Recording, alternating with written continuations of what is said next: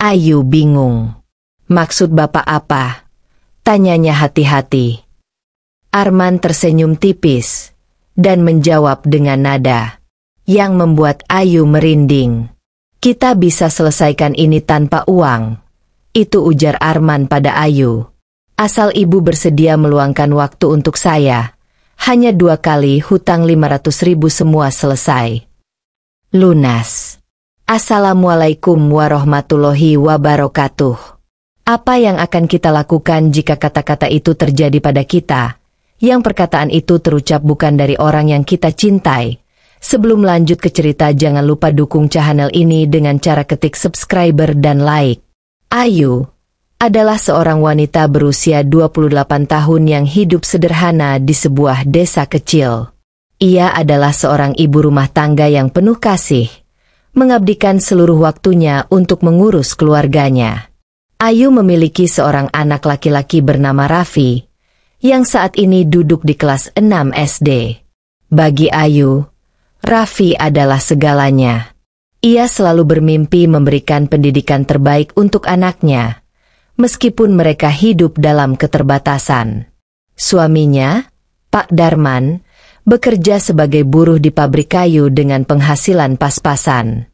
Setiap harinya, mereka berjuang untuk memenuhi kebutuhan pokok seperti makan, membayar listrik, dan sesekali membeli kebutuhan sekolah Raffi. Hidup mereka mungkin tidak mewah, tetapi selalu dipenuhi dengan cinta dan harapan. Namun, di balik senyum Ayu yang lembut, ada kekhawatiran yang terus menghantui. Ia sering memikirkan masa depan Raffi. Dengan penghasilan yang pas-pasan, Ayu merasa tak berdaya ketika memikirkan biaya sekolah yang terus meningkat. Ia tahu bahwa untuk memberikan pendidikan yang lebih baik, mereka perlu lebih banyak uang, sesuatu yang tampaknya selalu jauh dari genggaman mereka. Hari yang dinanti pun tiba. Raffi berhasil menyelesaikan ujian akhir dan dinyatakan lulus dengan nilai yang cukup baik. Ayu tak bisa menahan air matanya saat melihat anaknya menerima ijazah. Dalam hati, ia merasa sangat bangga, tetapi juga khawatir. Mimpi Ayu adalah melihat Raffi melanjutkan pendidikan ke sekolah menengah pertama, tetapi biaya pendaftaran dan perlengkapan sekolah membuatnya bingung. Setelah acara kelulusan selesai, Ayu dan Pak Darman duduk di ruang tamu kecil mereka, membahas apa yang harus dilakukan selanjutnya. Bu, aku ingin Raffi terus sekolah. Tapi kita harus realistis, ujar Pak Darman dengan nada lirih. Ayu mengangguk, tetapi hatinya menolak menyerah. Bagaimanapun juga, ia harus menemukan cara agar Raffi bisa melanjutkan sekolah. Ayu tahu bahwa pendidikan adalah kunci untuk masa depan anaknya, dan ia bersedia melakukan apa saja demi mewujudkannya.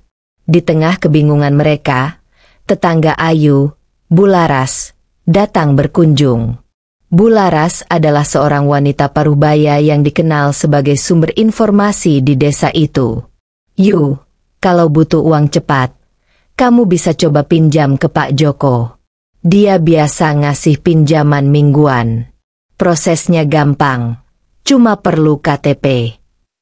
Ujar Bularas sambil menyeruput teh yang disuguhkan Ayu. Ayu mendengarkan dengan saksama.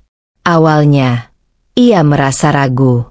Ayu tahu bahwa meminjam uang berarti menambah beban, tetapi Bularas terus meyakinkannya bahwa ini adalah solusi yang cepat dan mudah. Setelah Bularas pulang, Ayu membicarakan ide itu dengan Pak Darman. Suaminya juga merasa dilema, tetapi akhirnya mereka setuju untuk mencoba, mengingat waktu yang semakin mendesak dan kebutuhan sekolah Raffi yang harus segera dipenuhi. Keesokan harinya, Ayu pergi menemui Pak Joko, si pemberi pinjaman. Rumah Pak Joko terletak di ujung desa, dengan papan bertuliskan, layanan pinjaman cepat, tergantung di depan pintu. Ayu merasa gugup saat memasuki rumah itu, tetapi ia berusaha menyembunyikan perasaannya. Ibu butuh berapa? Ujar Pak Joko bertanya dengan nada ramah. Ayu menjelaskan bahwa ia membutuhkan 2 juta rupiah untuk biaya sekolah anaknya. Pak Joko menjelaskan bahwa pinjaman itu harus dicicil setiap minggu selama 3 bulan. Bunga pinjamannya cukup tinggi, tetapi Ayu tidak punya pilihan lain. Dengan tangan gemetar, ia menandatangani perjanjian dan menerima uang tunai. Saat memegang uang itu, Ayu merasa lega sekaligus khawatir. Ia tahu bahwa ini hanya solusi sementara. Tetapi ia berharap suaminya segera mendapatkan pekerjaan baru sehingga mereka bisa melunasi pinjaman tanpa hambatan. Dengan uang pinjaman itu, Ayu langsung mendaftarkan Raffi ke sekolah menengah pertama. Ia membeli seragam baru, sepatu, buku, dan perlengkapan sekolah lainnya. Wajah Raffi yang berseri-seri saat mencoba seragam barunya membuat hati Ayu berbunga-bunga. Ia merasa semua usahanya terbayar ketika melihat anaknya tersenyum bahagia. Untuk beberapa bulan pertama, Ayu dan suaminya berhasil membayar cicilan dengan lancar. Pak Darman bekerja serabutan, mengambil pekerjaan apa saja yang tersedia di desa, sementara Ayu menghemat setiap rupiah yang mereka miliki. Namun, di balik semua itu, Ayu tetap merasa cemas. Ia tahu bahwa segala sesuatunya bisa berubah kapan saja, terutama jika suaminya kehilangan pekerjaannya. Masalah mulai muncul ketika mereka mencapai bulan keempat.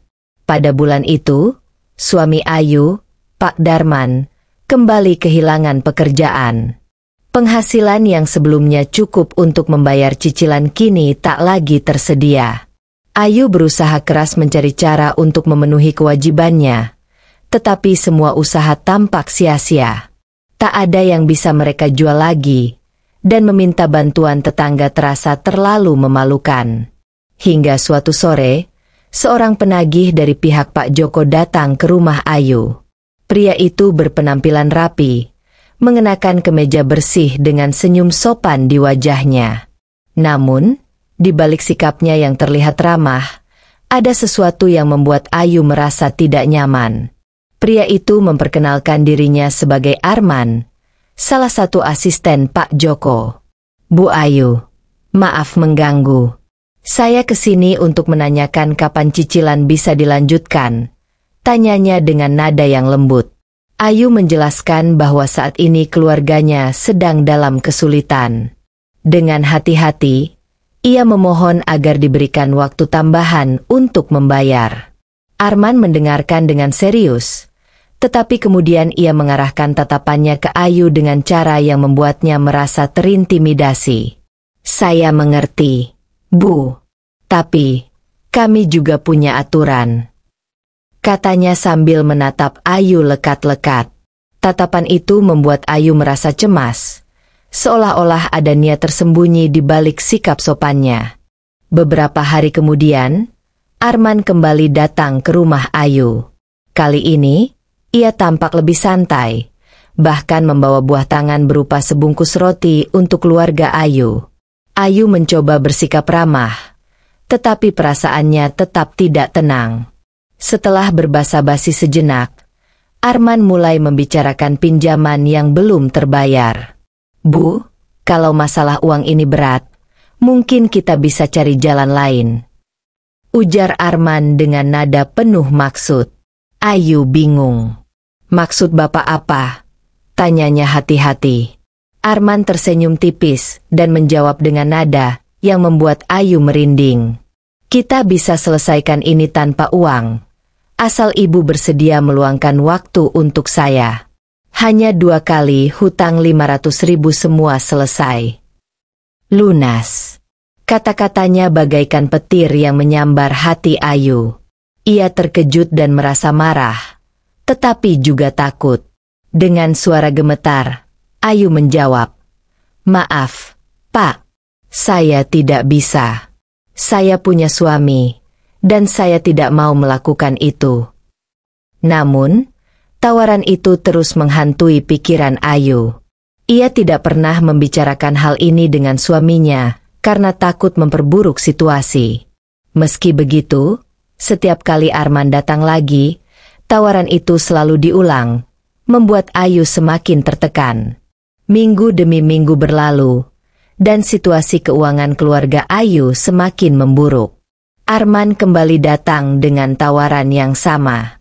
Kali ini, ia tampak lebih mendesak. "Bu, saya hanya ingin membantu. Kalau ibu terus menolak, ini akan jadi masalah besar." Pak Joko tidak suka dengan orang yang menunggak terlalu lama, katanya dengan nada yang hampir mengancam. Ayu merasa terjebak. Ia tahu bahwa melibatkan dirinya dalam tawaran tak pantas itu berarti mengkhianati suaminya dan melanggar prinsip hidupnya. Namun, di sisi lain, tekanan untuk melunasi hutang semakin besar. Hatinya berkecamuk. Ia memikirkan Raffi, anak yang sangat ia cintai, dan merasa bersalah karena semua ini terjadi demi pendidikan Raffi. Malam itu, Ayu tidak bisa tidur. Ia duduk di depan jendela kamar, merenung sambil menatap langit yang gelap. "Apa yang harus aku lakukan?" gumamnya dalam hati. Ayu tahu bahwa ia tidak boleh menyerah pada godaan, tetapi ia juga tidak melihat jalan keluar dari masalah ini. Air matanya jatuh tanpa henti, mencerminkan keputusasaan yang semakin dalam. Setelah berminggu-minggu memendam semuanya sendirian, Ayu akhirnya memutuskan untuk jujur kepada suaminya. Pada suatu malam, setelah Raffi tidur, Ayu mengajak Pak Darman berbicara di ruang tamu. Dengan suara gemetar, ia menceritakan tentang kunjungan Arman dan tawaran tak pantas yang terus-menerus datang. Pak Darman terdiam lama. Wajahnya memerah karena marah, tetapi bukan kepada Ayu, melainkan kepada situasi yang membuat keluarganya terjebak dalam keadaan seperti ini. "Maafkan aku, Bu. Aku yang salah karena tidak bisa memberikan yang terbaik untuk kalian," katanya dengan penuh penyesalan. Ayu menggenggam tangan suaminya dan berkata, "Ini bukan salahmu, Mas. Kita hanya perlu menemukan jalan keluar bersama." Mereka memutuskan untuk menjual beberapa barang berharga yang masih mereka miliki, termasuk cincin kawin Ayu. Meski berat, Ayu rela melakukannya demi menjaga kehormatan keluarganya dan masa depan anaknya. Beberapa hari kemudian, Ayu dan Pak Darman berhasil mengumpulkan cukup uang untuk melunasi sisa hutang mereka. Dengan penuh keberanian, mereka menemui Pak Joko langsung di kantornya untuk menyelesaikan pembayaran dan menjelaskan bahwa mereka tidak ingin lagi berurusan dengan pinjaman seperti ini. Pak Joko, meski awalnya tampak terkejut, menerima pembayaran tersebut tanpa banyak bicara. Setelah hutang lunas, Ayu merasa beban besar terangkat dari pundaknya.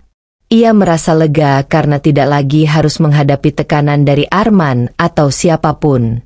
Pengalaman ini menjadi pelajaran berharga bagi Ayu dan keluarganya. Mereka belajar bahwa dalam menghadapi masalah, kejujuran dan kerjasama dalam keluarga adalah kunci untuk menemukan solusi. Meski hutang telah lunas, Ayu tidak bisa melupakan pengalaman pahit yang baru saja ia lalui. Malam-malam setelah kejadian itu, ia sering terbangun dengan perasaan cemas. Ia merasa bersalah karena sempat mempertimbangkan tawaran tak pantas dari Arman, meski akhirnya ia tidak melakukannya. Ayu juga merasa takut, khawatir masa lalu itu akan kembali menghantuinya suatu hari nanti. Di sisi lain, Pak Darman merasakan penyesalan yang mendalam. Ia tahu bahwa sebagai kepala keluarga, ia seharusnya melindungi Ayu dan Raffi dari segala bentuk tekanan dan ancaman. Namun, kondisi ekonomi yang tak menentu membuatnya merasa tak berdaya. Pak Darman mulai bekerja lebih keras, mengambil pekerjaan apa saja yang bisa ia temukan, dari mengangkut barang di pasar hingga membantu di ladang tetangga. "Aku harus memastikan keluargaku tidak akan mengalami hal seperti ini lagi," tekadnya dalam hati. Setiap malam, Ayu dan Pak Darman sering berbicara panjang lebar tentang masa depan mereka. Mereka berdua sepakat untuk lebih berhati-hati dalam mengelola keuangan dan berusaha mencari cara agar tidak lagi tergantung pada pinjaman. Meski perjalanan mereka masih panjang, Ayu merasa sedikit lega karena kini ia dan suaminya bersatu menghadapi segala tantangan. Meski situasi mulai membaik, Ayu tidak bisa menghilangkan bayangan Arman dari pikirannya. Setiap kali ia mendengar suara sepeda motor mendekat ke rumah, ia merasa panik, takut kalau Arman akan muncul kembali dengan maksud jahat. Ia bahkan mulai menghindari keluar rumah kecuali untuk keperluan yang sangat penting. Ketakutan itu mencapai puncaknya ketika suatu hari Ayu melihat Arman di pasar desa. Meski Arman tidak mendekatinya, tatapan pria itu yang penuh makna membuat Ayu merasa lemas. Ia segera pulang dan mengunci diri di kamar, menangis sambil memeluk lututnya. Ayu merasa malu karena takut yang berlebihan, tetapi ia tidak bisa mengendalikan perasaannya. Pak Darman mencoba menenangkan Ayu. Bu, kita sudah melunasi semua. Tidak ada alasan dia mengganggu kita lagi. Kalau dia berani macam-macam, aku yang akan menghadapinya, katanya dengan suara tegas. Meski kata-kata suaminya menenangkan, Ayu tetap merasa waspada. Ia tahu bahwa dunia tidak selalu adil, dan ancaman bisa datang kapan saja, dari mana saja. Waktu berlalu, dan kehidupan Ayu perlahan kembali normal. Raffi kini telah memasuki sekolah menengah pertama, dan mulai menikmati pelajaran serta teman-teman barunya. Setiap kali Raffi pulang membawa cerita tentang hari-harinya di sekolah, Ayu merasa hatinya hangat. Ini semua tidak sia-sia, pikir Ayu sambil tersenyum. Pak Darman juga mulai mendapatkan pekerjaan yang lebih stabil di sebuah proyek bangunan di kota. Meskipun ia harus pergi lebih awal dan pulang larut malam, penghasilannya cukup untuk memenuhi kebutuhan sehari-hari mereka. Ayu mulai merasa optimis bahwa mereka akan bisa keluar dari lingkaran kemiskinan jika terus bekerja keras. Selain itu, Ayu juga mulai membuat usaha kecil-kecilan di rumah. Dengan sisa uang yang ada, ia membeli bahan-bahan untuk membuat kue basah yang ia jual di warung-warung sekitar desa. Meski hasilnya tidak besar, usaha itu memberikan Ayu rasa percaya diri dan harapan baru. Ia merasa bahwa dirinya tidak lagi hanya bergantung pada suami, tetapi juga ikut berkontribusi untuk keluarga. Pengalaman pahit yang mereka alami menjadi pelajaran berharga bagi Ayu dan Pak Darman. Mereka kini lebih berhati-hati dalam mengambil keputusan, terutama yang berkaitan dengan uang. Ayu mulai mencatat setiap pengeluaran keluarga, memastikan tidak ada yang terbuang sia-sia. Ia juga mulai menabung sedikit demi sedikit, meski jumlahnya kecil, dengan harapan dapat menjadi penyangga di masa depan jika terjadi keadaan darurat. Selain itu, Ayu juga belajar untuk lebih waspada terhadap orang-orang di sekitarnya. Ia menyadari bahwa tidak semua orang memiliki niat baik, dan penting untuk tetap menjaga diri serta keluarga dari pengaruh buruk. Ayu mulai menghindari percakapan yang terlalu dalam dengan orang-orang yang tidak terlalu ia kenal, dan ia lebih banyak menghabiskan waktu bersama keluarganya. Meski masa lalu itu meninggalkan luka, Ayu merasa lebih kuat. Ia tahu bahwa hidup penuh dengan tantangan, tetapi ia juga percaya bahwa selama ia dan keluarganya tetap bersatu, mereka bisa mengatasi apapun yang datang menghadang. Kini, Ayu dan keluarganya menjalani hari-hari dengan penuh rasa syukur. Meski kehidupan mereka masih sederhana, ada kebahagiaan yang tumbuh dari perjuangan mereka bersama. Raffi terus belajar dengan giat, sementara Ayu dan Pak Darman bekerja keras untuk memastikan masa depan anak mereka tetap cerah. Ayu sering merenung di malam hari, mengingat semua yang telah mereka lalui. Ia merasa bangga karena mereka berhasil melewati masa-masa sulit tanpa mengorbankan nilai-nilai yang mereka junjung tinggi. Ayu juga merasa bersyukur karena memiliki suami yang mendukungnya dan anak yang menjadi sumber kekuatannya. Kisah Ayu adalah pengingat bahwa kehidupan tidak selalu mudah, tetapi dengan cinta, kerja keras, dan keteguhan hati, segala rintangan dapat diatasi. Untuk kalian yang sedang menghadapi kesulitan, ingatlah bahwa selalu ada harapan di ujung perjalanan. Jangan pernah menyerah, dan tetaplah percaya bahwa kalian bisa melewati semuanya. Akhir cerita ini mengingatkan kita untuk selalu berjuang dan bersyukur dalam keadaan apapun. Jangan lupa untuk mendukung kisah-kisah inspiratif lainnya dengan menekan tombol subscribe dan like agar channel ini semakin berkembang. Terima kasih. Sampai jumpa di video selanjutnya.